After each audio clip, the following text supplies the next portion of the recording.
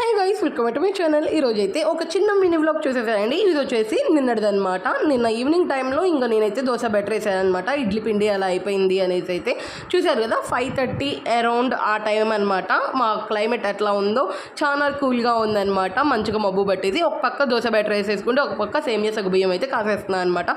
మా ఇంట్లో ఎక్కువ స్వీట్ లవర్స్ అనమాట. మా కన్నయ్య, మా హస్బెండ్ ఇద్దరు స్వీట్ లవర్సే. మంత్లీ 1 టైం అన్నా ఇలా సగ్గుబియ్యం కానీ లేదా సేమియా కానీ కావాల్సిందే అనమాట.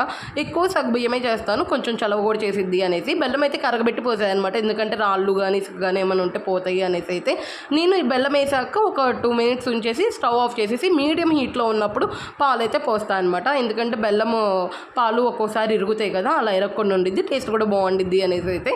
ఇంక ఈలోపు మా బావ కూడా చేశారనమాట. ఇంక మా బావ నేను కనయ్య కూర్చొని సేమియా సగ్గుబియ్యం అయితే తాగేసాము అంతే. ఇంకా క్యారేజీస్ ఉంటాయి కదా, లంచ్ బాక్స్ అవి కూడా పెట్టి పంపిస్తాను కదా, ఇంకా అవన్నీ అయితే క్లీన్ చేసేసి ఈవినింగ్ డిన్నర్కి అయితే ఇంకా మేము ఇట్లా రొట్టేసేసుకుంటున్నాం అనమాట. మరి మీరు ఏం చేస్తున్నారు, లంచ్ ఏంటి అనేది కామెంట్ చేసేసానండి. ఫస్ట్ టైం చేస్తున్నట్టయితే సబ్స్క్రైబ్ చేసుకోవాలండి, అసలు మర్చిపోతే అంత లైక్ చేసేసానండి. ఒక బాయ్.